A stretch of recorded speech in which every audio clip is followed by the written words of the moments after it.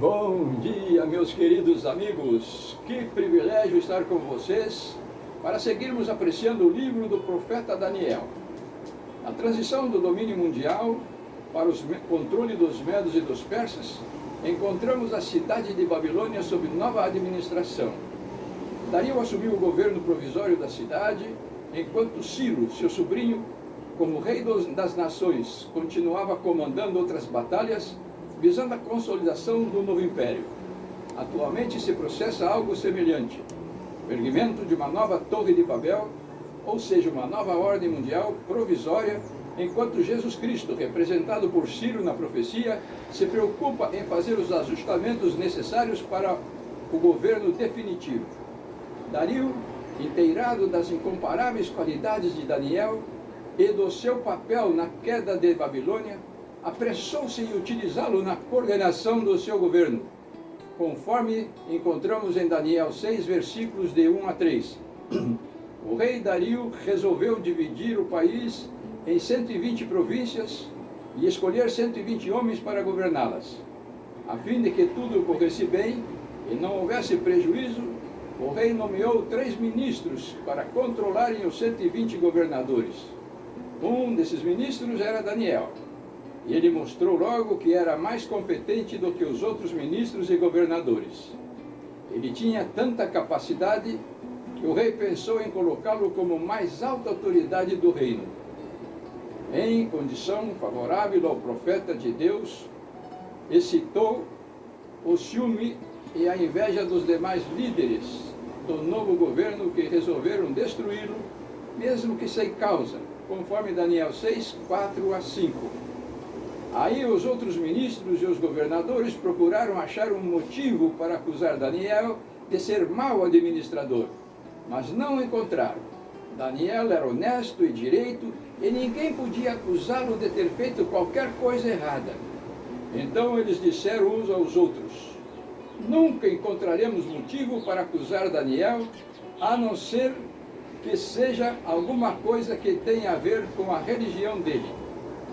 A transição da Babilônia mística do nosso tempo para o 7º milênio no céu, os ímpios terão também inveja dos justos e da repercussão mundial de sua obediência aos mandamentos de Deus. E para eliminá-los, buscarão motivação na sua fidelidade às Sagradas Escrituras e à lei do Senhor, em particular. Afinal, o Apocalipse fala dos justos nos seguintes termos: aqui está a perseverança dos santos, os que guardam os mandamentos de Deus e a fé de Jesus. Apocalipse 14, versículo 12. E assim, na sequência dos eventos, na Babilônia Antiga, a estratégia dos novos administradores mundiais precisou apoiar-se na mentira e no engano para alcançar seus objetivos, conforme Daniel 6, versículos de 6 a 9. Então foram todos juntos falar com o rei e disseram: que o rei Dario viva para sempre. Todos nós que ocupamos posição de autoridade no reino, isto é, os ministros, governadores, os prefeitos e as outras autoridades, nos reunimos e concordamos em pedir ao Senhor que dê uma ordem que não poderá ser desobedecida. Ordene que durante 30 dias todos façam os seus pedidos somente ao Senhor. Se durante esse tempo alguém fizer um pedido a qualquer Deus ou a qualquer outro homem, essa pessoa será jogada na cova dos leões.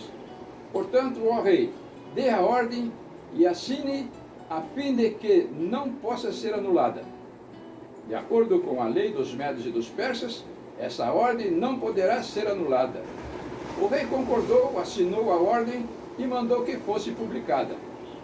O rei Dario, pensando que aquela ideia seria oportuna para um bom começo da nova administração, não se deu conta de que estava sendo enganado e envolvido numa trama para assinar um decreto de morte contra o melhor súdito do seu reino.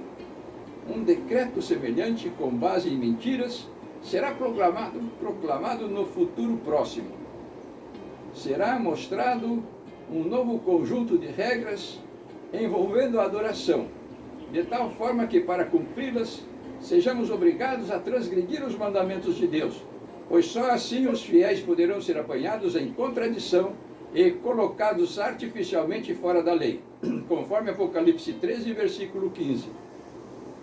Ele foi dado comunicar fôlego à imagem da besta, para que não só a imagem falasse, como ainda fizesse morrer quantos não adorassem a imagem da besta. Só que os líderes desse novo governo do mundo não percebem que serão destruídos devido à intervenção divina, que virá para livrar os justos, da mesma forma como fez no caso da fornalha ardente, conforme está registrado em Apocalipse 17, 14. Pelejarão eles contra o Cordeiro, e o Cordeiro os vencerá, pois é o Senhor dos senhores e o Rei dos reis. Vencerão também os chamados eleitos e fiéis que se acham com ele. Os ímpios não percebem que, além de estar cavando a própria sepultura, estarão ajudando a definir e preparar espiritualmente os justos para as cortes celestiais. Esta vitória final dos eleitos de Deus foi tipificada em Daniel 6, 10 a 24, pelo profeta de Deus como segue. Quando Daniel soube que o rei tinha assinado a ordem, voltou para casa. No andar de cima havia um quarto com janelas que davam para Jerusalém. Daniel abriu as janelas, ajoelhou-se e orou, dando graças ao seu Deus. Ele costumava fazer isso 3 vezes por dia. Os inimigos de Daniel foram juntos até a casa dele e o encontraram orando ao seu Deus. Então foram procurar o rei, a fim de falar com ele a respeito da ordem. Eles disseram: ó rei, o Senhor assinou uma ordem que proíbe que durante 30 dias se façam pedidos a qualquer Deus ou a qualquer outro homem, a não ser o Senhor. E a ordem diz também que quem desobedecer será jogado na cova dos leões. Não é verdade? O rei respondeu: é verdade, e a ordem deve ser obedecida. De acordo com a lei dos medos e dos persas, ela não pode ser anulada. Aí eles disseram ao rei: mas Daniel, um dos prisioneiros que vieram da terra de Judá, não respeita o Senhor, nem se importa com a ordem, pois ora ao Deus dele 3 vezes por dia. Ao ouvir isto, o rei ficou muito triste e resolveu salvar Daniel. Até o pôr do sol daquele dia, ele fez tudo o que pôde para salvá-lo. Os inimigos de Daniel foram falar de novo com o rei e disseram: o Senhor sabe muito bem que, de acordo com a lei dos medos e dos persas, nenhuma ordem ou lei assinada pelo rei pode ser anulada. Então o rei mandou que trouxessem Daniel e o jogassem na cova dos leões. E o rei disse a Daniel: espero que o seu Deus, a quem você serve com tanta dedicação, o salve. Trouxeram uma pedra e com ela taparam a boca da cova. O rei selou a pedra com o seu próprio anel e com o anel das outras autoridades do reino, para que, mesmo no caso de Daniel, a lei fosse cumprida ao pé da letra. O rei voltou para o palácio, mas não comeu nada, nem se divertiu como de costume, e naquela noite não pôde dormir. De manhã, cedinho, ele se levantou e foi depressa até a cova dos leões. Ali, com voz muito triste, ele disse: Daniel, servo do Deus vivo, será que o seu Deus, a quem você serve com tanta dedicação, conseguiu salvá-lo dos leões? Daniel respondeu: que o rei viva para sempre. O meu Deus mandou o seu anjo, e ele fechou a boca dos leões para que não me ferisse, pois Deus sabe que não fiz nada contra ele e também não cometi nenhum crime contra o Senhor. O rei, muito alegre, mandou que tirasse Daniel da cova. Assim ele foi tirado e viram que nenhum mal havia acontecido com ele, pois havia confiado em Deus. Em seguida o rei mandou que trouxessem os homens que tinham acusado Daniel. Todos eles, junto com suas mulheres e os seus filhos, foram jogados na cova. E antes mesmo de chegarem ao fundo, os leões os atacaram e os despedaçaram. Esta é uma séria advertência aos seguidores da Babilônia mística de nossos dias, que já estão se banqueteando, conforme lemos em Apocalipse 17, de 1 a 2. Veio um dos 7 anjos que tem as 7 taças e falou comigo, dizendo: vem, mostrar-te-ei o julgamento da grande meretriz que se acha sentada sobre muitas águas, com quem se prostituíram os reis da terra, e com o vinho da sua devassidão foi que se embebedaram os que habitam na terra, sendo a queda de Babilônia certa e inapelável. Cabe aos cristãos retardatários que ainda se encontram no meio dela acatar o conselho misericordioso que lhes vem do céu.